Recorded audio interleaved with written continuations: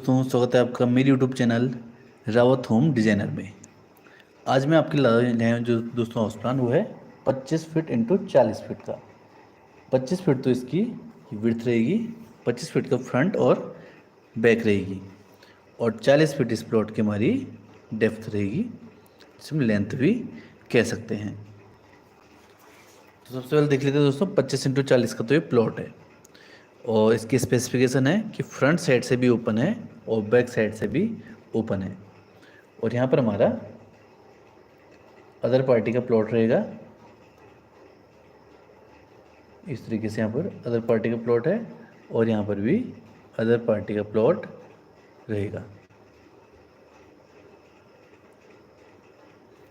और ये साइड हमारी ओपन रहेगी और फ्रंट साइड से आपको जैसे कि पता ही है हमेशा हमारा ओपन ही रहता है। तो ये प्लॉट हो गया हमारा 25 इंटू 40 का। फ्रंट साइड पे इसकी आएगी हमारी मेन रोड। इस तरीके से मेन रोड को सिंबलाइज करेंगे।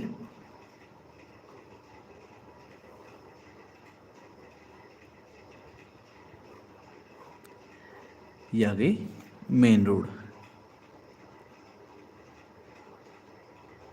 जब भी दोस्तों प्लॉट को लेने जाते हैं, देखने जाते हैं, तो इस बात का विशेष ध्यान रखना चाहिए। जैसे कि फ्रंट साइड पे हम मेन रोड दिखा रहे हैं आपको और ये हमारा प्लॉट हो गया।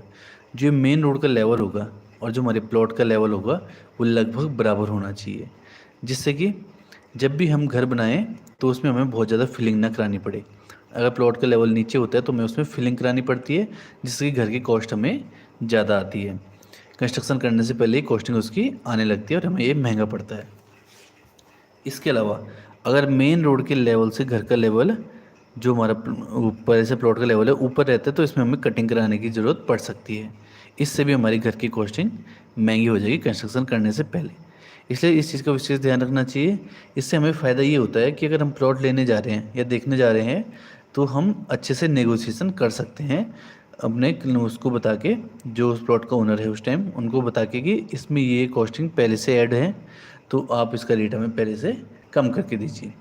तो ये चीज़ें दोस्तों इसमें ध्यान रख के हम अपने पॉकेट से कुछ खर्चा कम कर सकते हैं। इसके अलावा दोस्तों ये हमारी मेन रोड है और ये हमारे घर का ग्राउंड लेवल होगा, जो कि हम हमेशा मेन रोड से 2 से 3 फीट ऊपर ही रखते हैं। इसका दोस्तों मेन कारण है कि बाढ़ या बरसात के टाइम पे जब हमारा ड्रेनेज सिस्टम फेल हो जाता है और सारा का सारा पानी रोड में आने लगता है, तो ये रोड का पानी सारा का सारा घर के अंदर ना घुस जाए, इसलिए पहले ही घर को कुछ लेवल ऊपर बनाया जाता है। इससे घर में हमें अच्छे से सेफ्टी मिल जाती है। आजकल देखा जा रहा है जैसे कि बहुत सारी जगहें ऐसी हैं जहाँ पर घरों में पानी घुसने की समस्या पैदा हो रही है। उन लोगों ने यही गलती कर रखी है, जो उनका मेन रोड का लेवल है उसके 1 या आधा फीट ऊपर ही अपने घर का लेवल रख रखा है, जिससे कि सारा का सारा पानी उनके ग्राउंड लेवल में भर जा रहा है और वो आजकल समस्या का मुकाबला कर रहे हैं अपनी। आजकल काफ़ी लोगों के घर में पानी बढ़ने की समस्या हो रही है बरसात की वजह से। इस बात का विशेष ध्यान दोस्तों में इसलिए पहले से ही रखना है। इसको कम से कम 3 फीट की हाइट रखनी है, 2.5 से 3 फीट की। ये डिपेंड करता है कि आप किस एरिया में हो, वहाँ पर बरसात का किस तरीके से लेवल रहता है। उसके बाद दोस्तों मेन रोड का लेवल तो हो गया हमारा नीचे और घर का ग्राउंड लेवल हो गया ऊपर। ये हमारा 2 से 3 फीट का यहाँ पर डिफरेंस आ जाएगा।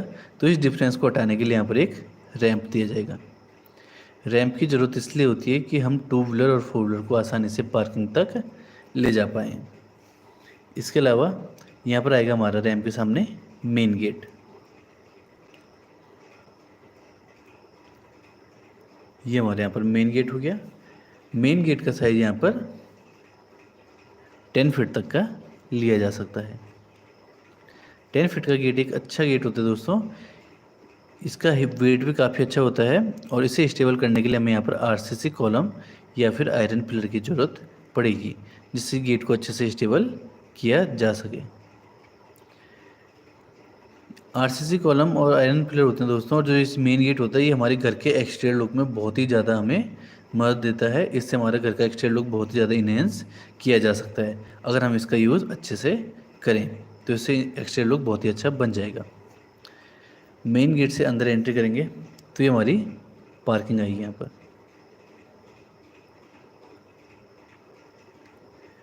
पार्किंग के साइज़ की बात करें तो ये रहेगी हमारी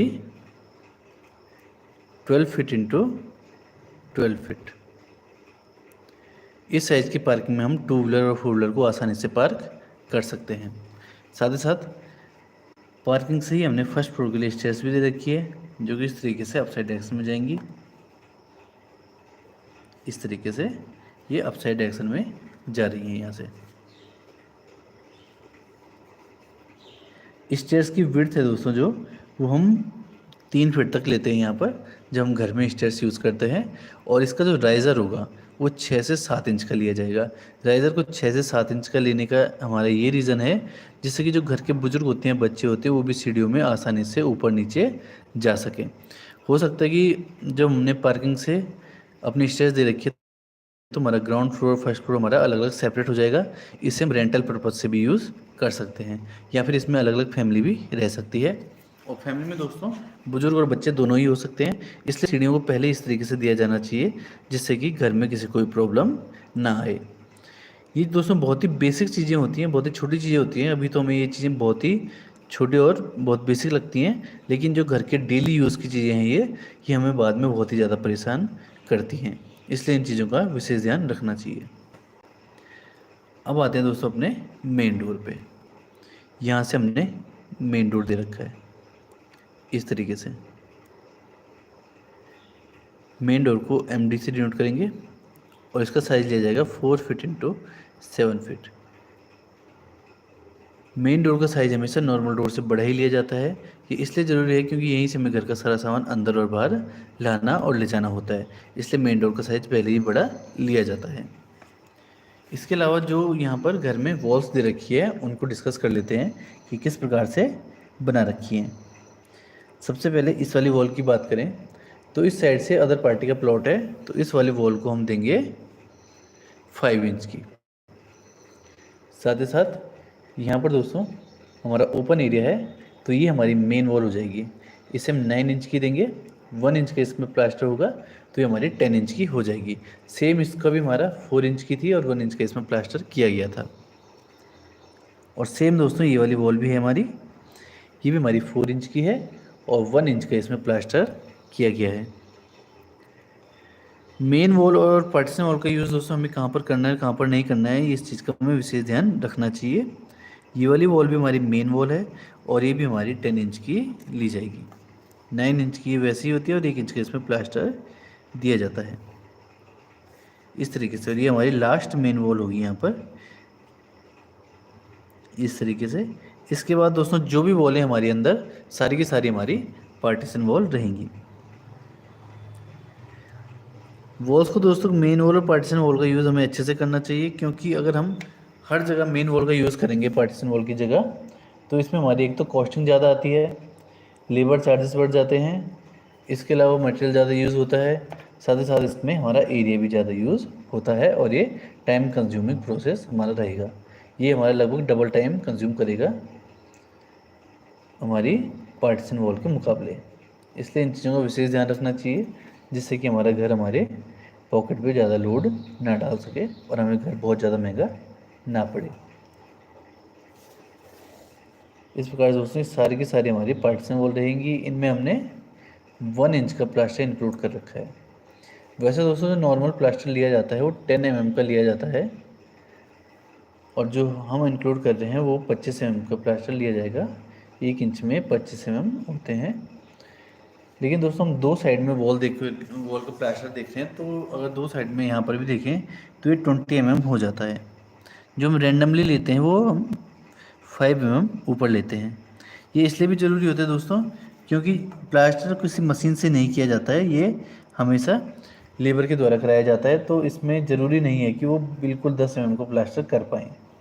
इसलिए इसमें हमेशा हम थोड़ा सा ज़्यादा प्लास्टर मानते हैं और इस तरीके से इसे काउंट करते हैं। आगे दोस्तों ये वॉल्स तो हम आपको सारी दिखा चुके हैं। अब मेन डोर से अंदर एंट्री की हमने। मेन डोर से अंदर एंट्री करते ही हम पहुंचते हैं ड्राइंग रूम और डाइनिंग एरिया में, जो कि हमने यहाँ पर कॉमन दे रखा है। इसके साइज़ की बात करें तो विड्थ रहेगी इसकी हमारी 12 फीट 8 इंच इंटू डेप्थ रहेगी 12 फीट 8 इंच। ये दोस्तों हमारा इसका साइज़ रहेगा। यहाँ पर हम सोफ़ा टेबल चेयर वगैरह यूज़ कर सकते हैं और इस वाले एरिया में हम 6 सीट से 4 सीट का डाइनिंग टेबल यूज़ कर सकते हैं। साथ ही साथ इसके राइट हैंड साइड पे हमारा सेमी ओपन किचन रहेगा। किचन की एंट्री हम 3 टाइप से दे सकते हैं। एक तो या तो इसे इस तरीके से सेमी ओपन रखा जाए, या तो इसे पूरा क्लोज करके इसमें डोर दिया जाए, या तो इसे कम्प्लीटली ओपन भी रखा जा सकता है। किचन के साइज़ की बात करें तो ये रहेगा 6 फीट इंटू 8 फीट 8 इंच का। ये एक बहुत ही अच्छा साइज़ रहेगा दोस्तों किचन का। इसमें 2 से 3 लोग आसानी से काम कर सकते हैं। साथ ही साथ देखते चले तो यहाँ पर अदर पार्टी का प्लॉट हो जाएगा। यहाँ पर हमारे अंदर से कंस्ट्रक्शन हो रखा है, तो यहाँ पर भी हम अपनी विंडो नहीं दे सकते हैं। ये भी हमारी इनर वेंटिलेशन हो जाएगा, यहाँ पर भी विंडो हम अवॉइड करेंगे। इसकी विंडो आज की आएगी हमारी इस वाली वॉल में, क्योंकि ये वाली वॉल हमारी ओपन है। विंडो हम इसमें W1 यूज़ करेंगे, जिसका साइज़ 5 फीट इंटू 4 फीट लिया जाएगा। किचन में दोस्तों सबसे बेहतर वेंटिलेशन देने की ज़रूरत होती है, क्योंकि किचन में ही हमारे सबसे ज़्यादा एक्सीडेंट देखे जाते हैं, जो कि आग लगने वाली समस्याएं पैदा करते हैं। यहाँ पर दोस्तों गैस लीकेज की वजह से भी एक्सीडेंट हो सकता है। इसके अलावा कई बार किचन में आग लगने की समस्या पैदा हो जाती है। अगर यहाँ पर वेंटिलेशन अच्छा रहता है तो एक तो गैस की वजह से, जो गैस लीकेज की वजह से जो एक्सीडेंट होता है उनकी संभावना कम रहती है, और दूसरा अगर आग भी लगती है यहाँ पर तो उससे भी हमें पहले ही संकेत मिल जाता है, उससे भी हम जल्दी यहाँ पर बुझा सकते हैं अगर यहाँ पर खिड़कियाँ हमारी रहती हैं। इसके अलावा जब भी हम किचन में वेंटिलेशन दें तो उसके साथ हमने चिमनी का यूज़ करना ही चाहिए, क्योंकि इससे हमारा वेंटिलेशन ज़्यादा जल्दी किया जा सकता है। और किचन में जब खाना बनता है उसके बाद खाना मसाला वगैरह जलने की स्मेल या खाना वगैरह की जलने की स्मेल अगर आती है तो सारे के सारे घर में सर्कुलेट कर सकती है, अगर हम इसमें अच्छे से वेंटिलेशन नहीं देते हैं। तो इन चीज़ों को दोस्तों में विशेष ध्यान रखना चाहिए। किचन के साथ में ही हमने यहाँ पर स्टोर रूम दे रखा है। स्टोर रूम की दोस्तों 2 चीज़ें हैं, या तो हम इसे बैक साइड से इस साइड से दें, इस साइड से इसका डोर दें, या तो इस साइड से इसका डोर दिया जा सकता है। यहाँ से हम डोर इसलिए अवॉइड करते हैं क्योंकि यहाँ पर 1 2 3 और 4 ये सारे डोर आ जाएंगे, जिससे कि इस वाले एरिया को ये बहुत ज़्यादा डिस्टर्ब करते हैं। इसलिए इसका डोर हम अंदर से ही देना प्रेफर करते हैं। और किचन के साथ स्टोर रूम देना एक अच्छी चॉइस भी मानी जाती है, क्योंकि हमें जो वेजिटेबल वगैरह हुई, जो भी सामान हुआ किचन का, वो स्टोर रूम में स्टोर करके रख सकते हैं। इसका साइज है 6 फीट इंटू 4 फीट। अब आगे बढ़ते हैं तो यहाँ पर आएगा हमारा अपना फर्स्ट बेडरूम। बेडरूम में हम D1 डोर का यूज़ करेंगे। D1 डोर का साइज लिया जाएगा 3 फीट इंटू 7 फीट। ये हमारा बेडरूम 1 हो गया। इसका साइज है, अच्छा इसका साइज दोस्तों हमें काउंट करना पड़ेगा। ये जो हमारी दोनों वॉल हैं ये 5 इंच की है, तो 10 ये हो जाती हैं और 10 ये हो जाती है। ये 20 इंचज़ हो गया हमारा, जो कि हमारा 1 फीट 8 इंच आएगा, और ये 12 फीट पहले ही रह जाता है हमारा। तो ये आ जाएगा हमारा दोस्तों 11 फीट 4 इंचज़ की हमारी विड्थ आएगी। और डेप्थ हम यहाँ पर पहले ही दिखा चुके हैं, और यहाँ पर जब सीधी वॉल दे रखी है तो ये डेप्थ और ये डेप्थ सेम रहेंगी। तो ये साइज़ रहेगा 11 फीट 4 इंच इंटू 12 फीट, जो कि एक अच्छे साइज़ का बेडरूम हमारा माना जाएगा, मीडियम बेडरूम। इस वाले बेडरूम में भी देख लेते हैं। यहाँ से भी ये साइड से क्लोज है, यहाँ से हमने एक डोर दे रखा है। ये भी अदर पार्टी का प्लॉट है तो क्लोज रहेगा। ये दोनों वॉल इसमें वेंटिलेशन के लिए ओपन रहेंगी, तो हम प्रेफर करेंगे इस वाली वॉल को। इसमें हम W1 विंडो देंगे, जिसका साइज हम यहाँ पर पहले ही मेंशन कर चुके हैं 5 फीट इंटू 4 फीट। ये वाली वॉल प्रेफर करने का रीज़न दोस्तों ये है, क्योंकि यहाँ पर हमारी पार्किंग का एरिया है और यहाँ पर 12 फीट की हमारी ओपन जगह मिल जाएगी हमें, जिससे कि अच्छा वेंटिलेशन हो पाएगा। साथ ही साथ यहाँ पर हमारी इस वाली वॉल के मुकाबले प्राइवेसी ज़्यादा रहती है। इस वाली वॉल में भी हम विंडो दे सकते हैं, ये डिपेंड करता है दोस्तों कि ओनर क्या चाहते हैं, इसमें किस टाइप की विंडोज़ चाहते हैं। वैसे इस साइज़ के बेडरूम में W1 विंडो से भी काम चल जाता है। इस वाली वॉल में थोड़ा हम विंडो को देना अवॉइड एक बार इसलिए कर सकते हैं क्योंकि ये हमारी मेन वॉल है, मेन डोर है, और मेन डोर से सबसे ज़्यादा हमारे यहाँ पर पोल्यूशन आ सकता है, और साथ ही साथ शोर शराबा भी बहुत ज़्यादा रहेगा, जिससे कि बेडरूम में हम आराम से सो नहीं सकते हैं। इसलिए इस चीज़ को अवॉइड करने के लिए हम यहाँ पर विंडो देना अवॉइड करेंगे। ये दोस्तों बात बाकी ये चीज़ इसका रीज़न हो गया कि हम यहाँ पर विंडो नहीं दे रहे हैं। इसके अलावा अगर कोई देना चाहे तो यहाँ पर विंडो भी दे सकता है। साथ ही साथ इस बेडरूम में हमने एक अटैच टॉयलेट भी दे रखा है। इसमें हम D2 डोर का यूज़ करेंगे टॉयलेट में, और डोर का साइज होगा 2 फीट 6 इंच इंटू 7 फीट। ये आ गया हमारे यहाँ पर टॉयलेट। टॉयलेट के साइज़ की बात करें तो ये रहेगा 5 फीट इंटू 6 फीट का, सॉरी उसमें 5 फीट इंटू 4 फीट का लिया जाएगा। इसके बाद आता है हमारा एक और टॉयलेट, जो कि हमारे यहाँ पर कॉमन टॉयलेट है। इसका डोर, अच्छा यहाँ से इसका डोर अवॉइड कर सकते हैं हम, यहाँ से इसका डोर दिया जा सकता है, क्योंकि यहाँ पर हमारा डाइनिंग एरिया आ जाएगा, तो इस साइड से हम डोर इसका अवॉइड करेंगे, तो यहाँ पर इसका डोर दिया जाएगा। इसमें भी सेम D2 डोर का यूज़ किया गया है, और D2 डोर की डायमेंशन मैं आपको पहले ही मेंशन कर चुका हूँ। ये आ गया हमारे यहाँ पर कॉमन टॉयलेट। कॉमन टॉयलेट का साइज रहेगा हमारा 5 फीट इंटू 5 फीट। यहाँ पर दोस्तों D1 डोर है, और वेंटिलेशन के लिए यहाँ पर हमने एक वेंटिलेटर दे रखा है, इसे हम V से डिनोट करेंगे, और ये हमारा OTS में ओपन होगा।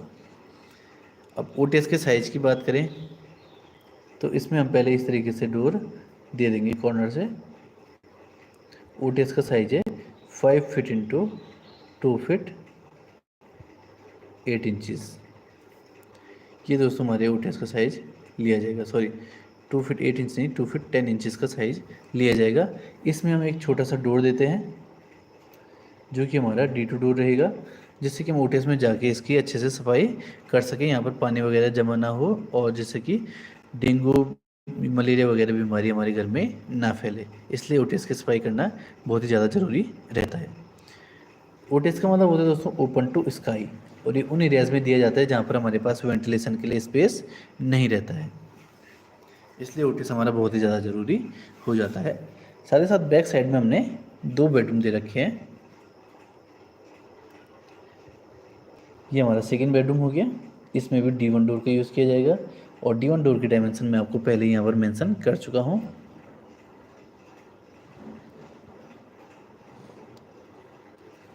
इस बेडरूम का साइज़ दोस्तों लिया जाएगा 9 फीट, तो इसकी विड्थ आएगी। डेप्थ को इसको काउंट कर लेते हैं,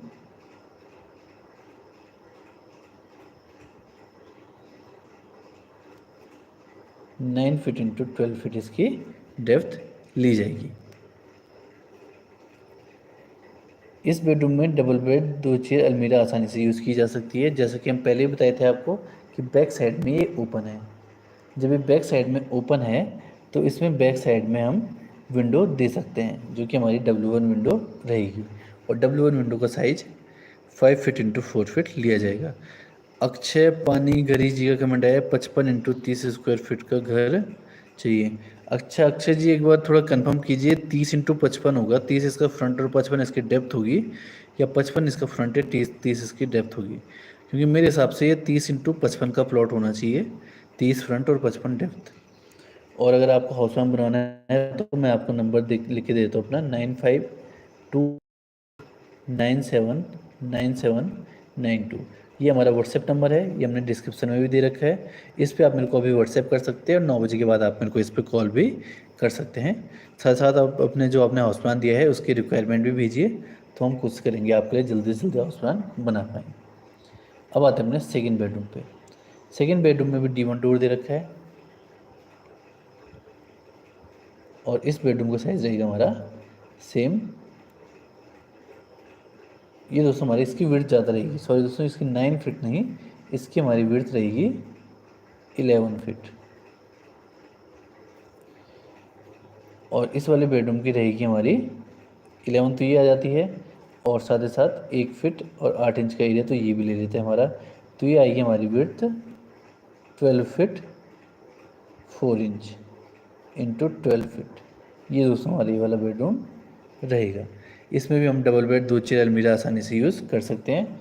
साथ ही साथ यहाँ पर हमारी W1 विंडो दी जाएगी बैक साइड में, और W1 विंडो का साइज़ मैं यहाँ पर पहले ही मेंशन कर चुका हूँ, 5 feet into 4 feet.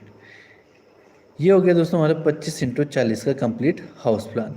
Total area आएगा इसका 1000 स्क्वायर फीट, और ये प्लॉट हमारा 2 साइड से ब्लॉक और 2 साइड से ओपन है।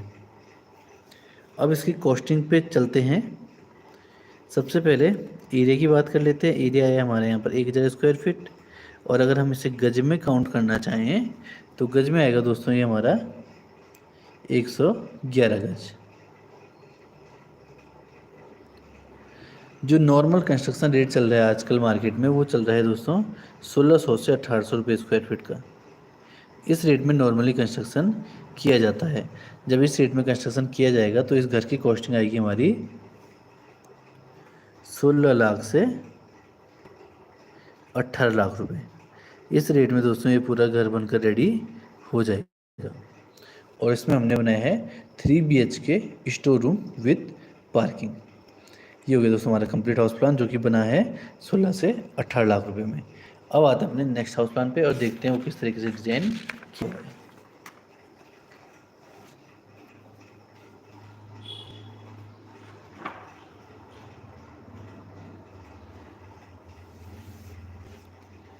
ये है दोस्तों हमारा 20x30 का हाउस प्लान। द लाओजी वेयर इज बार। लाओजी सारा का सारा इसमें नहीं दे सकते हम लाइव में, कुछ चीज़ें हम व्हाट्सएप पे भी देते हैं, उसके लिए आप हमसे कांटेक्ट करना पड़ेगा जो कि हमने नंबर अभी डिस्क्रिप्शन में दे रखा था। ये दोस्तों हमारा 20x30 का हाउस प्लान। 20 फीट इसकी विड्थ रहेगी और 30 फीट इसकी डेप्थ दी जाएगी।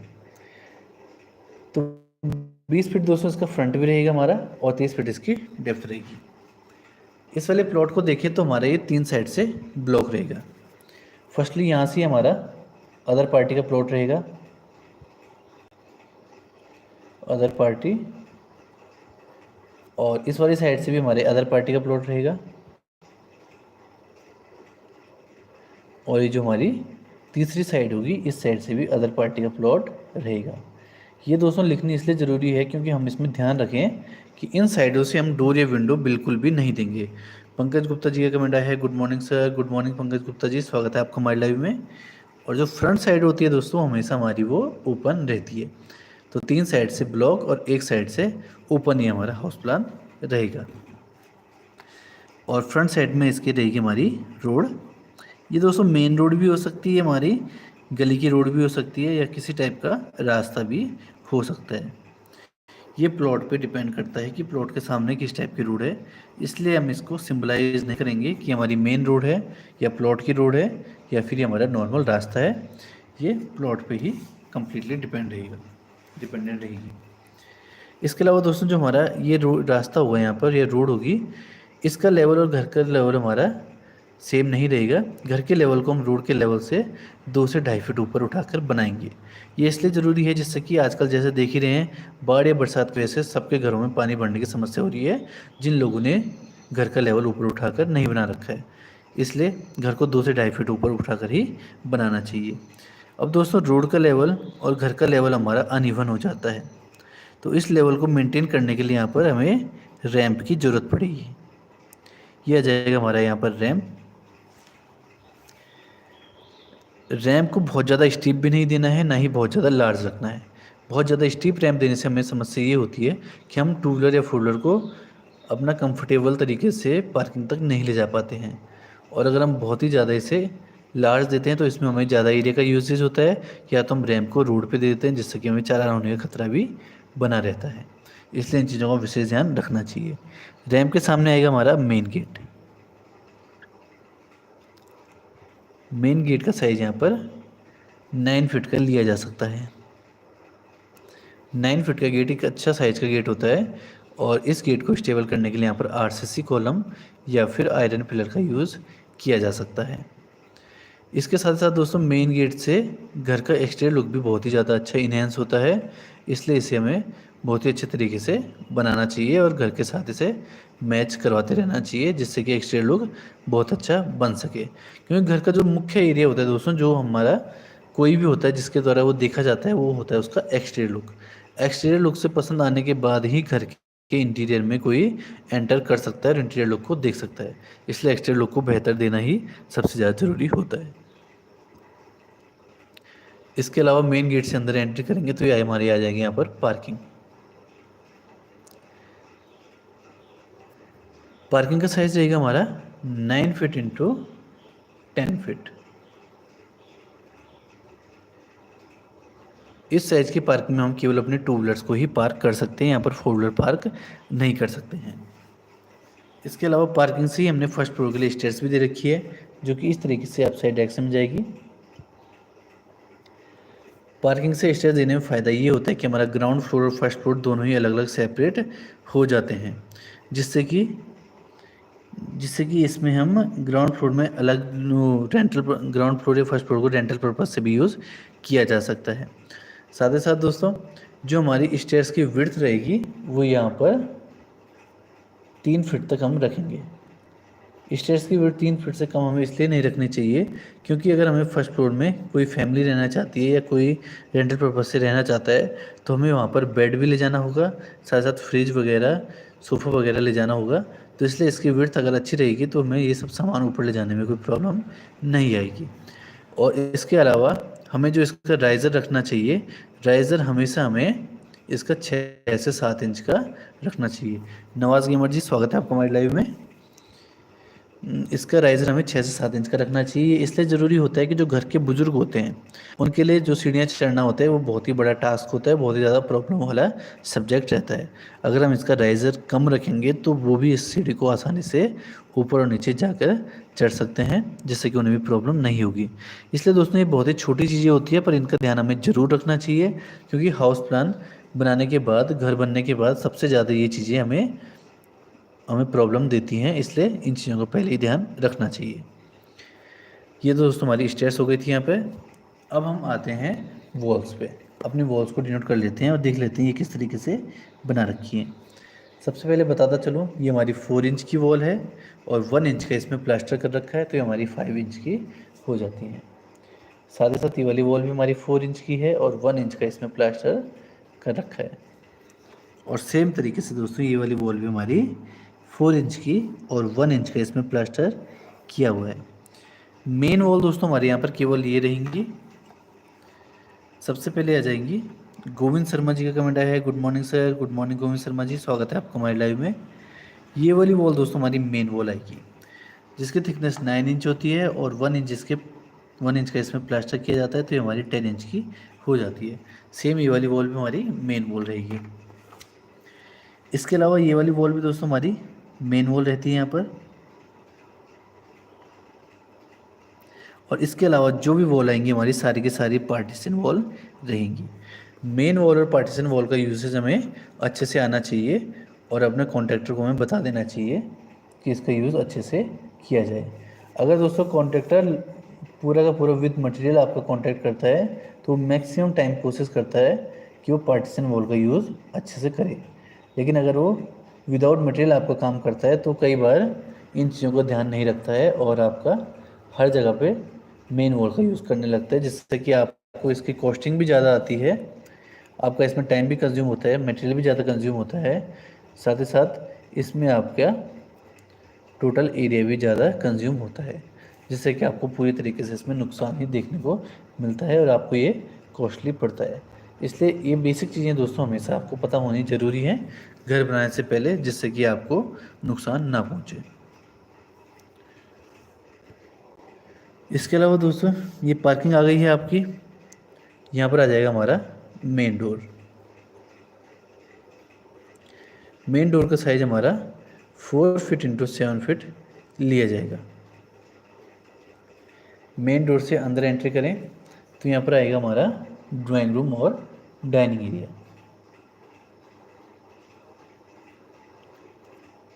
इसका दोस्तों हमने एक अच्छा साइज़ दे रखा है, जो कि हमारा 14 फीट इंटू 8 फीट 4 इंच। यहाँ पर हमारा 4 सीट या 6 सीट का डाइनिंग टेबल लगाया जा सकता है, साथ ही साथ यहाँ पर सोफ़ा, टेबल और चेयर यूज़ की जा सकती है। यहाँ पर आ जाएगा हमारा एक कॉमन टॉयलेट, जिसमें हम D2 डोर का यूज़ करेंगे और D2 डोर का साइज़ हमेशा लिया जाता है 2 फीट 6 इंच इंटू 7 फीट। ये आ गया हमारे यहाँ पर कॉमन टॉयलेट। इस टॉयलेट का साइज़ है 6 फीट इंटू 5 फीट। यहाँ पर दोस्तों वेंटिलेशन के लिए यहाँ पर हम एक वेंटिलेटर दे देंगे, इसे हम V से डिनोट करते हैं।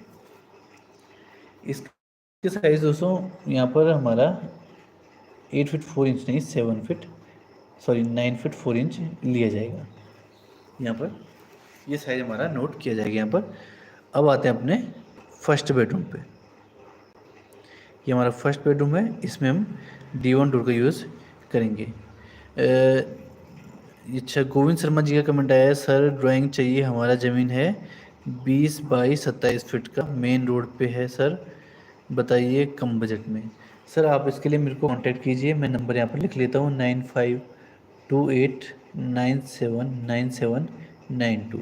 ये मेरा व्हाट्सएप नंबर है, आप इस पर मेरे को मैसेज कर सकते हैं और अपनी रिक्वायरमेंट बता सकते हैं। साथ ही साथ अभी आप व्हाट्सएप कर सकते हैं, 9 बजे के बाद आप मेरे को कभी भी इस पर कॉल भी कर सकते हैं। ये आता है दोस्तों हमारा फर्स्ट बेडरूम।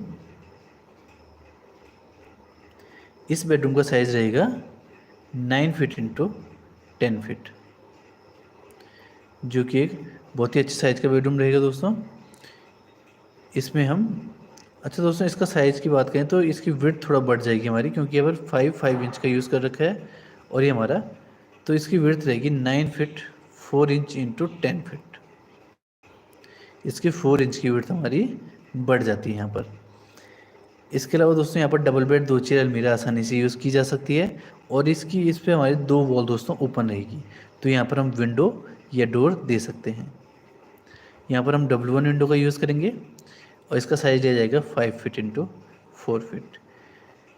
इस वाली वॉल को दोस्तों हम अवॉइड करेंगे विंडो देने के लिए, इस वाली वॉल को हम ज़्यादा कंसीडर करते हैं विंडो के लिए। ये इसलिए है दोस्तों कि यहाँ पर हमारा 9 फीट का ओपन एरिया है, जो कि हमारी ही पार्किंग रहेगी, तो यहाँ पर हमें प्राइवेसी कंसर्न कम रहेगा। लेकिन अगर हम यहाँ पर विंडो देते हैं तो यहाँ पर थोड़ा प्राइवेसी कंसर्न ज़्यादा रहेगा, क्योंकि यहाँ पर फ्रंट साइड पे हमारी रोड आ जाती है और रोड पे तो कोई भी आ सकता है, तो यहाँ पर थोड़ा प्राइवेसी हमारी डिस्टर्ब हो सकती है। बाद बाकी दोस्तों क्लाइंट के ऊपर डिपेंड करता है कि वो किस टाइप के तरह से अपनी विंडो रखना चाहे, लेकिन जो हमारा सजेशन रहता है वो इसी तरीके से रहता है कि इस वाली डोर में, इस वाली वॉल में विंडो दी जाए। आगे बढ़ते हैं तो एक और बेडरूम दे रखे हमने यहाँ पर, इसमें भी हम D1 डोर का यूज़ करेंगे, जिसका साइज सेम 3 इंटू 7 फीट लिया जाएगा और ये आ जाएगा हमारे यहाँ पर सेकेंड बेडरूम। इसका साइज है 12 फीट इंटू 10 फीट। इस साइज़ के बेडरूम में डबल बेड 2 चेयर अलमीरा आसानी से यूज़ की जा सकती है। नंद सिंह जी का कमेंट आया है, सर नमस्कार। नमस्कार नंद सिंह जी, स्वागत है आपका हमारे लाइव में। गोविंद शर्मा जी, ओके सर हम कॉल करेंगे 10 बजे के बाद। जी बिल्कुल, आप कॉल कीजिए गोविंद शर्मा जी, और आप अपना रिक्वायरमेंट भी तब तक डिसाइड कर लीजिए आपको किस टाइप का हाउस प्लान चाहिए। अगर आपकी रिक्वायरमेंट डिसाइड होती है तो ठीक है, नहीं तो हम आपको ऑप्शन देंगे कि आपके लिए किस टाइप का हाउस प्लान हम किस टाइप के इसमें बनाए जा सकते हैं। इसके बाद आते हैं दोस्तों अपने किचन में। सर किचन कहाँ है इसमें? सर अभी आ रहा हूँ, मैं किचन पे ही आ रहा हूँ। पहले ये सेकंड बेडरूम है हमारा, इसके वेंटिलेशन के लिए हमने यहाँ पर विंडो दे रखी है। विंडो हमारी इसमें W2 आएगी, जिसका साइज़ लेंगे हम 2 फीट 6 इंच इंटू 4 फीट। ये दोस्तों तीनों साइड से हमारा जो प्लॉट है ये कवर्ड है, इसलिए यहाँ पर हमें विंडो के लिए OTS यहाँ पर देना पड़ेगा। ये हमारे यहाँ पर OTS आएगा। OTS को कहा जाता है ओपन टू स्काई, और ये उन एरियाज़ में दिया जाता है जहाँ पर हमारे पास वेंटिलेशन के लिए स्पेस नहीं रहता है। और इसका साइज आएगा हमारा 12 फीट, तो इसका साइज आ जाता है 20 फीट। इसकी टोटल डेप्थ होती है हमारी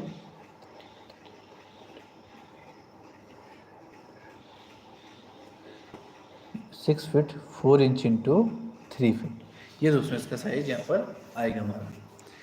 अब आते हैं अपने किचन में एंड डायरेक्शन। अच्छा सर, ये सब कुछ आगे बताऊंगा मैं, अभी थोड़ा थोड़ा करके चीज़ें वो कर रहे हैं, एक्सप्लेन कर रहे हैं। इसके बाद इसकी डायरेक्शन भी बताई जाएगी आपको, इसका वास्तु भी बताया जाएगा किस तरीके से इसमें वास्तु रखा गया है। ये आगे दोस्तों हमारे यहाँ पर किचन को हमने यहाँ पर सेमी ओपन दे रखा है। किचन को हम यहाँ पर कम्प्लीटली ओपन भी रख सकते हैं, सेमी ओपन भी रख सकते हैं, या तो पूरा क्लोज करके इसमें एक डोर भी दिया जा सकता है। ये हमारी अपनी चॉइस पे डिपेंड करेगा कि हम किस तरीके का किचन बनाना चाहते हैं। किचन का साइज़ है 6 फीट 4 इंच इंटू 7 फीट। इस साइज़ के किचन में 2 से 3 लोग आसानी से काम कर सकते हैं। साथ ही साथ यहाँ पर हम एक W1 विंडो का यूज़ करेंगे, जिससे कि किचन का वेंटिलेशन अच्छे से किया जा सके। W1 विंडो का साइज़ दोस्तों यहाँ पर हम पहले ही मेंशन कर चुके हैं, 5 फीट इंटू 4 फीट। किचन में दोस्तों सबसे बेहतर वेंटिलेशन देने की ज़रूरत होती है, क्योंकि यहीं पर हमारा खाना बनता है और इसके बाद जो पूरी की पूरी स्मेल होती है वो सारे के सारे घर में सर्कुलेट कर सकती है, अगर यहाँ पर हम अच्छा सा वेंटिलेशन नहीं देंगे। तो इसलिए यहाँ पर वेंटिलेशन अच्छा दिया जाना चाहिए। साथ ही साथ यहाँ पर एक D1 डोर D2 डोर का यूज़ किया जाना चाहिए। ये डोर दोस्तों यहाँ पर इसलिए ज़रूरी है क्योंकि जो OTS होते हैं ओपन टू स्काई होता है, यहाँ पर हल्का फुल्का पानी आ सकता है बरसात के टाइम पे। अगर यहाँ पर पानी रह जाता है, थोड़ा बहुत जमा हो जाता है, तो उसमें मच्छर पैदा हो सकते हैं जो डेंगू मलेरिया हमारे घर में लोगों को फैला सकते हैं। इसलिए यहाँ पर एक डोर दिया जाना चाहिए जिससे कि हमारा एक्सेस यहाँ पर बन सके और यहाँ पर हम सफाई कर सकें। अगर हम यहाँ पर डोर नहीं देते हैं तो प्रॉब्लम ये आती है, अगर अदर पार्टी यहाँ पर अपना घर बना लेती है और वो इसी तरीके से कोई स्पेस नहीं छोड़ती है और यहाँ पर भी अदर पार्टी प्लॉट बना अपना घर बना लेती है, तो इस वाले एरिया में हमारे पास आने के लिए जगह नहीं रहती है, यहाँ पर हम नहीं एंटर कर सकते हैं, तो इसके सफाई भी नहीं कर सकते, तो यहाँ पर गंदगी जमा हो सकती है जिससे कि घर में एक तो बहुत बुरी सी स्मेल आ सकती है और साथ ही साथ मच्छर वगैरह भी पैदा हो सकते हैं। तो इस चीज़ का विशेष ध्यान रखना चाहिए। जहाँ पर भी OTS बनाया जाए वहाँ पर हमें जाने के लिए ओपन स्पेस रखना बहुत ही ज़्यादा ज़रूरी होता है। अब आते हैं दोस्तों, हमारे यहाँ पर एक और टॉयलेट दे रखा है जो कि हमने अपने सेकंड बेडरूम के लिए यहाँ पर अंदर से ही अटैच कर रखा था। इसका साइज़ है 6 फीट इंटू 4 फीट। ये दोस्तों हमारा एक अटैच टॉयलेट रहेगा सेकंड बेडरूम का। इस टॉयलेट में भी D2 डोर का ही यूज़ किया गया है और D2 डोर का साइज़ 2 फीट 6 इंच 7 फीट ली जाएगी। ये दोस्तों हमारा कंप्लीट 20 इंटू 30 का हाउस प्लान था। टोटल एरिया की बात करें अगर तो 20 फीट इंटू 30 फीट ये आ जाता है हमारा 600 स्क्वायर फीट। अब अगर गज की बात करें दोस्तों तो गज आएगा इसका 67 गज दोस्तों इसका टोटल हमारा एरिया आता है। गज में इसे इस तरीके से काउंट किया जाएगा। अच्छा, Lakshmi Malhotra ji sir, good morning sir, I want to learn planning accordingly to vastu, please suggest me. Ma'am, आपको अगर वास्तु के अनुसार सीखना है तो इसमें ऑफलाइन ऑनलाइन दोनों टाइप की क्लासेस आती हैं। अगर आपको ऑनलाइन सीखना है तो आजकल कुछ कोर्सेज आ रहे हैं, वहाँ पे उन्होंने कम से कम 100-150 क्लासेस डाल रखी रहती हैं। आप उसमें कम्प्लीटली वास्तु सीख सकते हैं कि वास्तु को किस तरीके से दिया जाता है। और मैं आपको सजेस्ट करूँगा कि आप जब वास्तु सीखें तो सारी की सारी वीडियो को ज़रूर देखिए उसमें, क्योंकि कई बार हमारी बातें एक दूसरे से कॉन्ट्राडिक्ट कर सकती हैं। जैसे वास्तु देते हैं तो कोई चीज़ हम बता रहे हैं कि यहाँ पे रखी जा सकती है, लेकिन आगे जाके कॉन्ट्राडिक्ट कर सकती हैं। ये इसलिए होता है क्योंकि हमारे पास चॉइसेस बहुत ज़्यादा रहती हैं वास्तु में। तो कोई चीज़ हम किसी डायरेक्शन में रख सकते हैं, लेकिन अगर कोई दूसरी चीज़ उस डायरेक्शन के अपोजिट में आ रही है तो वो चीज़ वहाँ से हटानी ज़रूरी हो जाती है। इसलिए हमें कई बार फील होता है कि हमारी बातें कॉन्ट्राडिक्ट हो रही हैं, लेकिन वो इसलिए कॉन्ट्राडिक्ट होंगी क्योंकि उसके आसपास में कोई दूसरी चीज़ आ रही है। तो इसलिए चाहूँगा कि आप पूरी वीडियो देखें उन उन वास्तुशास्त्रियों की, जिससे कि आप ज़्यादा अच्छे तरीके से वास्तु को समझ पाएँ। तो दोस्तों इस वाली वीडियो को देख लेते हैं कि हमने इसमें किस तरीके से वास्तु को रखा है। ये हमारा दोस्तों नॉर्थ फेसिंग का प्लॉट है। जब ये हमारा नॉर्थ फेसिंग का प्लॉट होता है तो इसके अपोजिट में आ जाएगा हमारा ये साउथ। साउथ से ये वाली डायरेक्शन बन जाएगी हमारी वेस्ट और ये आ जाएगा हमारा ईस्ट। देखते हैं किस तरीके से बना रखा है। सबसे पहले इन सारे कॉर्नर्स को देख लेते हैं। ये हमारा है नॉर्थ ईस्ट का कॉर्नर, ये हमारा नॉर्थ वेस्ट का कॉर्नर, ये कॉर्नर होगा हमारा साउथ वेस्ट का कॉर्नर और ये वाला कॉर्नर हमारा साउथ ईस्ट का कॉर्नर। जो ये कॉर्नर होता है दोस्तों हमारा नॉर्थ वेस्ट का कॉर्नर, इसे कहा जाता है वायव्य कोण। इस कोण में वायु का संचरण बहुत ही अच्छा माना जाता है। और यहाँ पर जो जो चीज़ें दे सकते हैं दोस्तों उनमें से मैं आपको एक एक करके बता देता हूँ। इस कोण में हम अपना बेडरूम दे सकते हैं, टॉयलेट वगैरह बनाया जा सकता है, यहाँ पर अन्न भंडारण कक्ष बनाया जा सकता है, पशुधन गृह बनाया जा सकता है, साथ ही साथ यहाँ से मेन गेट भी दिया जा सकता है। लेकिन यहाँ से सबसे ज़्यादा शुभकारी मेन गेट नहीं कहा जा सकता है। सबसे ज़्यादा जो शुभ गेट माना जाता है वो नॉर्थ ईस्ट से माना जाता है, लेकिन यहाँ पर हमने नॉर्थ ईस्ट से गेट को यहाँ पर अवॉइड किया है और नॉर्थ वेस्ट से दे रखा है। तो नॉर्थ वेस्ट से भी गेट दिया जा सकता है। नॉर्थ वेस्ट से अंदर एंट्री करेंगे तो यहाँ पर हमने पार्किंग दे रखा है और यहाँ पर दोस्तों हमारी स्टेयर्स आती हैं। नॉर्थ ईस्ट से अगर दोस्तों हम गेट देते तो समस्या इसमें एक चीज़ आती है कि जब भी हम नॉर्थ ईस्ट से गेट देते हैं और अगर वो प्लॉट हमारा ऐसा हो जिसमें कि क्लाइंट की रिक्वायरमेंट हो कि उन्हें आउटसाइड से स्टेयर्स चाहिए, तो यहाँ पर प्रॉब्लम आ जाती है हमारी स्टेयर्स के लिए, क्योंकि नॉर्थ ईस्ट के जो आसपास का एरिया है वहाँ पर हमारी स्टेयर्स नहीं आती हैं। इसलिए नॉर्थ ईस्ट में जब हम गेट देते हैं तो ये समस्या में आती है। तो यहाँ पर हमारे पास दूसरी चॉइस होती है कि हम नॉर्थ वेस्ट से भी गेट दे सकते हैं, क्योंकि यहाँ पर स्टेयर्स दी जा सकती हैं। स्टेयर्स इस तरीके से आएंगी और यहाँ पर अपसाइड डायरेक्शन में टर्न करेंगी, सॉरी राइट हैंड की डायरेक्शन में टर्न करेंगी। स्टेयर्स हमेशा दोस्तों क्लॉकवाइज डायरेक्शन में ही टर्न करनी चाहिए, जो कि हमारी राइट हैंड की डायरेक्शन रहती है।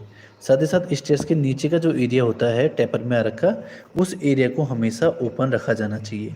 उस एरिया में हमें कभी भी कोई चीज़ नहीं देनी चाहिए, क्योंकि अक्सर देखा जाता है दोस्तों इस एरिया में हम टॉयलेट दे देते हैं या स्टोर रूम दे देते हैं, इससे घर में नेगेटिव एनर्जी बढ़ती है। इस चीज़ को हमें अवॉइड करना चाहिए। इसके अलावा नॉर्थ वेस्ट के कॉर्नर में हम सेप्टिक टैंक भी दे सकते हैं। Can you suggest me where to learn it from? Ma'am ये तो मैं सजेस्ट नहीं कर पाऊँगा, क्योंकि बहुत ही अच्छे अच्छे वास्तुशास्त्री मैंने यूट्यूब पे देखे हैं, बहुत कुछ उनसे हमें सीखने को भी मिलता है। तो ये मैं नाम से तो सजेस्ट नहीं कर पाऊँगा आपको, आप एक बार खुद से सजेस्ट वो कर लीजिए, सर्च कर लीजिए, आपको वहाँ पे बहुत ही अच्छे अच्छे वास्तुशास्त्री मिल जाएंगे जिन्होंने कम से कम 100 क्लासेस दे रखी हैं। और 100 क्लासेस देने का मतलब यही है कि वो एक अच्छी नॉलेज रखते हैं, इसीलिए कोई 100 क्लासेस दे पाता है। तो आप एक बार उन्हें खुद चेक कर लीजिए, तो आपको ज़्यादा जल्दी समझ में आ जाएगा।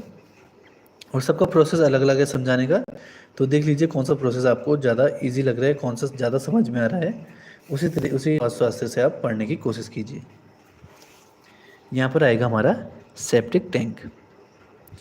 ये जो नॉर्थ वेस्ट का कॉर्नर होता है यहाँ पर सेप्टिक टैंक भी बनाया जा सकता है, सेप्टिक टैंक के लिए भी एक अच्छी दिशा मानी जाती है। ये आ गया दोस्तों हमारा मेन डोर। यहाँ पर मेन डोर का जो देखेंगे हम, ये हमारा लगभग नॉर्थ में ही आ रहा है।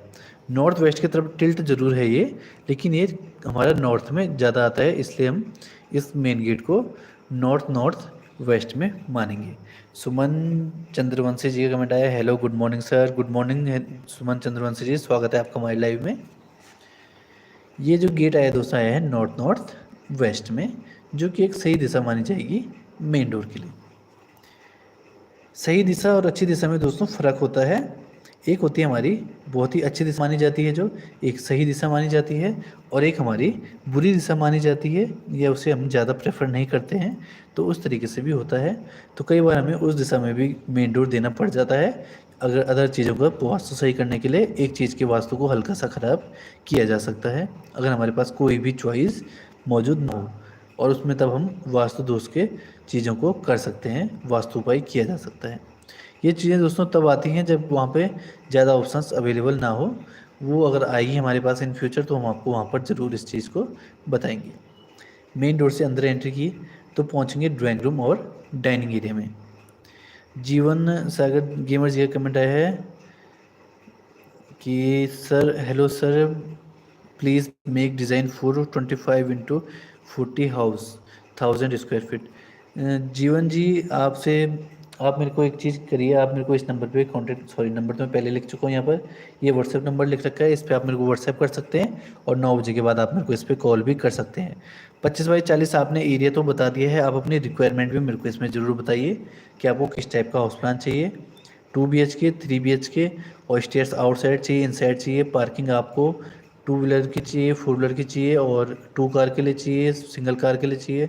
ये चीज़ें आपको थोड़ी डिटेल बतानी पड़ेंगी, उसके अनुसार मैं आपके लिए हाउस प्लान बनाकर रेडी कर दूंगा। सुमन चंद्रवंशी जी का कमेंट है, सर एक कितना एरिया का प्लान बन रहा है? अच्छा सर, ये बन रहा है आपका 20x30 का 600 स्क्वायर फीट, मैंने यहाँ पे लिखा हुआ है, जो कि गज में 67 गज आएगा। और रोहित लाल शाह जी का कमेंट आया है, सर जी 10 मीटर लंबाई और 10 मीटर हाइट की दीवार लगानी है, तो स्टोन की दें या आरसीसी की दें? ये सर ये डिपेंड करेगा आपको, आप किस चीज़ के लिए यूज़ कर रहे हो उस वॉल को। आप मतलब कि घर की वॉल है वो, या ऐसी सपोर्टिंग वॉल है कोई, तो वो चीज़ आप मेरे को बताइए। और अगर आप दे रहे हैं तो आप आरसीसी की, स्टोन की, ये तो सबसे पहले आपको ब्रिक की देनी चाहिए, क्योंकि स्टोर में ज़्यादा एरिया यूज़ होगा। और आरसीसी की वॉल तो तभी दी जाती है जब हम बहुत ही हाई राइजिंग बिल्डिंग का यूज़ करते हैं, और मेरे को नहीं लग रहा है कि 10 मीटर हाई राइजिंग बिल्डिंग होगी। तो वहाँ पे आपको आरसीसी सबसे मेन तो आपको ब्रिक की ही वॉल देनी ज़रूरी होती है, ब्रिक की देनी चाहिए। जीवन गेमर जी 2 बेडरूम 1 ड्राइंग। जीवन गेमर जी आप मेरे को व्हाट्सएप कीजिए इस नंबर पे, डिस्क्रिप्शन में मैंने नंबर दे रखा है, अगर यहाँ पर सामने दिखाई दे रहा है इस पे व्हाट्सएप कीजिए तो हमें आपकी डिटेल ज़्यादा अच्छी तरीके से मिल जाएगी। आगे बढ़ते हैं दोस्तों वीडियो में। स्टेयर्स की बात करें थे, स्टेयर्स के नीचे हमें कुछ देना नहीं चाहिए। मेन डोर से आगे बढ़ चुके थे, आ चुके थे ड्राइंग रूम और डाइनिंग एरिया में। यहाँ पर दोस्तों अगर हम दोनों लाइनों को कट करते हैं कॉर्नर से, दोनों कॉर्नर को, तो यहाँ पर एक एरिया बनता है हमारा, ये आता है हमारा ब्रह्म स्थान। ब्रह्म स्थान में हमें या तो डाइनिंग एरिया बनाना चाहिए, डाइनिंग टेबल रखनी चाहिए, या तो यहाँ पर एक छोटा सा मंदिर बनाया जा सकता है, या तो इस एरिया को हमें ओपन रखना चाहिए। ब्रह्म स्थान के लिए चीज़ें बहुत ही ज़्यादा जरूरी होती है। ब्रह्म स्थान घर का एक सेंटर का स्थान होता है, जो घर का सबसे मुख्य स्थान माना जाता है। जैसे मनुष्य में दोस्तों एक होता है, उसकी नाभि होती है, वो सबसे उसका मेन स्थान होता है, जहाँ से उसका स्टार्टिंग होता है, यहीं से उसकी सारी नसें नाड़ियाँ जुड़ी हुई होती हैं। उसी तरीके से ब्रह्म स्थान होता है हमारा। ब्रह्म स्थान घर का उतना ही मुख्य स्थान होता है जैसे मनुष्य के शरीर में नाभि स्थान रखती है। सुमन चंद्रवंशी जी का कमेंट है, सर घर में कौन सा सैंड यूज़ करना चाहिए, रिवर सैंड या एम सैंड?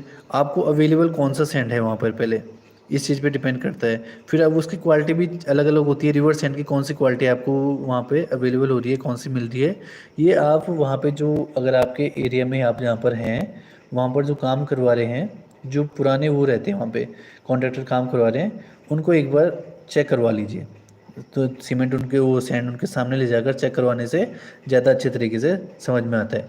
क्योंकि सैंड को कुछ क्वालिटी चेक उसका ऐसा होता है कि जो टच करके उसका होता है, कुछ देख के क्वालिटी चेक होता है। तो इसके क्राइटेरियाज रहते हैं, उस पर डिपेंड करता है। ऐसे मतलब कि फ़ोन से बता दूं मैं आपको ये वाला सैंड चाहिए, वहाँ पे वो वाला अवेलेबल नहीं होगा तो दिक्कत हो सकती है। और सैंड की कोई वो नहीं होती है, मतलब उसमें उसकी क्वालिटी को ही पहले चेक करना चाहिए।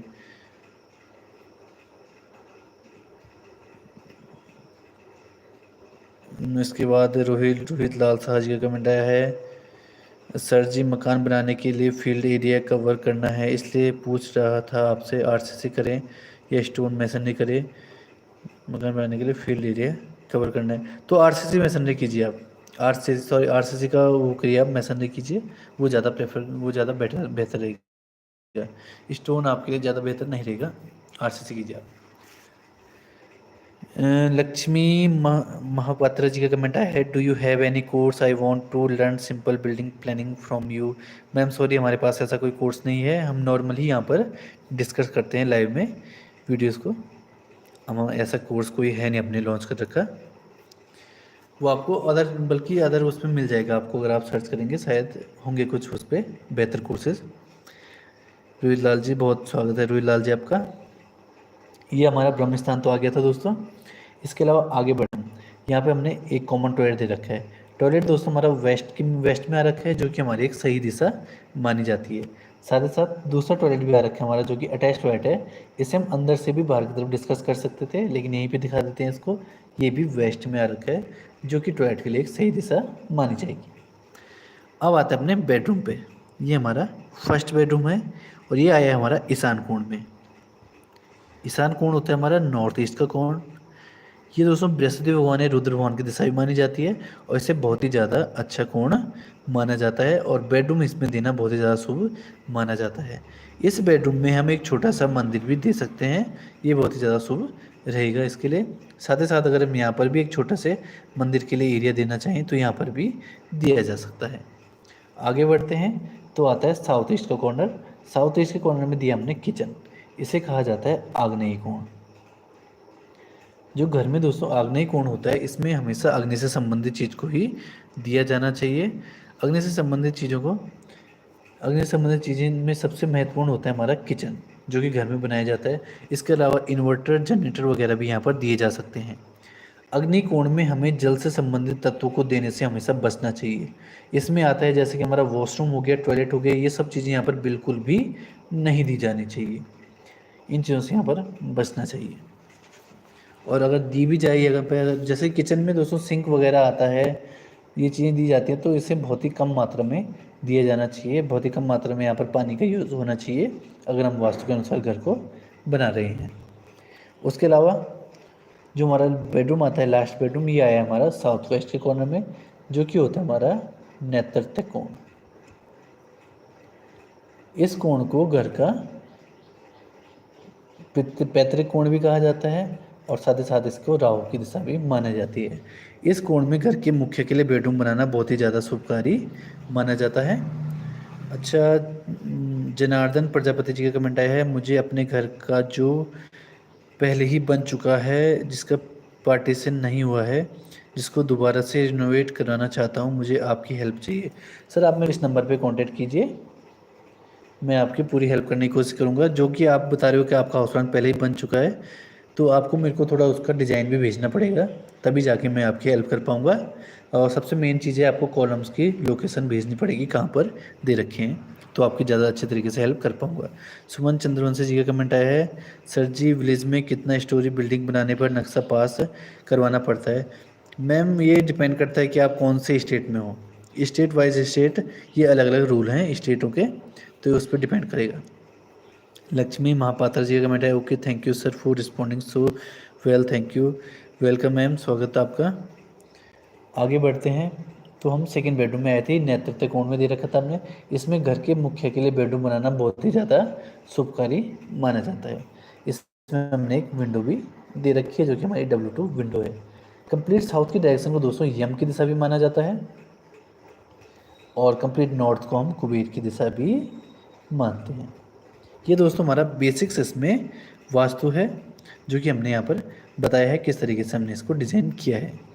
अच्छा, पवन जी का कमेंट आया है, सर ईस्ट साउथ, अच्छा साउथ ईस्ट कॉर्नर में टॉयलेट बन गया है, क्या करना फ्लैट में? साउथ ईस्ट में आपने टॉयलेट बना दिया है, तो इसमें देखिए पहले तो बनना नहीं चाहिए। पहली चॉइस है कि आपको उसे हटा देना चाहिए। दूसरी चॉइस है आपके पास कि आप उसे यूज़ करना बंद कर दीजिए। और अगर आप इन दोनों ही चॉइसेस को नहीं कर सकते हैं, तो तीसरी चॉइस आपकी उसमें वास्तु दोषों का उपाय होता है। वास्तु दोषों के उपाय दोस्तों बहुत सारे होते हैं।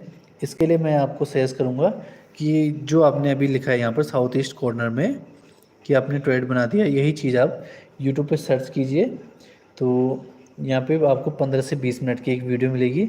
उसमें आपको 3 से 4 चीज़ें उसमें वास्तु दोष के उपाय करने का मिलेंगे, तो वहाँ पर वो चीज़ें आप फॉलो कीजिए, तो उससे आपको वास्तु दोष कम होगा।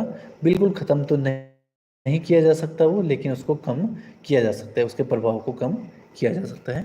इसके लिए आप एक बार यही चीज़ यूट्यूब पे सर्च कीजिए, 20 मिनट की वीडियो आएगी, उसमें आपको कंप्लीट डिटेल दी जाएगी। आप 2 से 3 वास्तुशास्त्रियों की वीडियो जरूर देखिएगा, क्योंकि कई बार ऐसा होता है कि वास्तुशास्त्रियों ने 7 से 8 उपाय बताए होते हैं, सब उपाय आपको करने पॉसिबल नहीं होते हैं। तो ऐसा कर सकते हो आपके 2-3 दोनों तरफ से उपाय उठा सकते हैं, जो कि आपको करने सरल पड़े और आसान पड़े। कई बार कुछ वास्तुशास्त्रियों का उपाय होता है कि आप पूरे उसमें पेंट का चेंज कर दीजिए, तो आप शायद पेंट चेंज ना कर पाएँ। तो कई और भी चीज़ें होती हैं जो आप नहीं करवा सकते हैं फ्लैट में, अगर आप खुद से करवाना चाहें तो उन चीज़ों का ध्यान रखिए, आप इन चीज़ों को कर सकते हैं। तो ये हो गया दोस्तों हमारा ग्रेट हाउस प्लान, जो कि हमारा 600 स्क्वायर फीट में बनाया हुआ है। हीरोइक स्टूडियो जी का कमेंट आया, हेलो हीरोइक स्टूडियो जी, स्वागत है आपका हमारे लाइव में। तो टोटल दोस्तों ये 600 स्क्वायर फीट में बना हुआ एरिया था। तो जो नॉर्मली कंस्ट्रक्शन चल रहा है आजकल, वो चल रहा है 1600 स्क्वायर फीट से 1800 रुपये स्क्वायर फीट में। ये दोस्तों मैं नॉर्मल वैल्यू बता रहा हूँ, इसमें कोई बहुत ही ज़्यादा वो अच्छा वो नहीं आएगा, मतलब कि बहुत ही ज़्यादा जो वैसा होता है कि प्रीमियम कंस्ट्रक्शन होता है, उसमें इसे इंक्लूड ना किया जाए, ना ही बहुत ही ज़्यादा ऐसा कि बिल्कुल लोकल कंस्ट्रक्शन कर दिया, वो भी ये नहीं रहेगा। ये एक मीडियम कंस्ट्रक्शन है, जो कि 1600 से 1800 रुपये स्क्वायर फीट में किया जाता है, जो कि जो होती है मिडिल क्लास फैमिली होती है, वो इसी टाइप का कंस्ट्रक्शन करवाना चाहती है घर में। तो इस अगर कंस्ट्रक्शन को किया जाए तो इसकी कॉस्टिंग आएगी, अगर 1600 रुपये स्क्वायर फीट में कंस्ट्रक्शन होता है, 9,60,000 रुपये। और 1800 रुपये स्क्वायर फीट में हम कॉन्ट्रैक्टर को कंस्ट्रक्शन देते हैं कंडो, तो वो करेगा हमारा 10,80,000 रुपये में कंप्लीट कंस्ट्रक्शन। तो ये दोस्तों इसकी कॉस्ट आ सकती है 9,60,000 से 10,80,000 रुपये, इसमें इसका कंप्लीट कंस्ट्रक्शन हो जाएगा।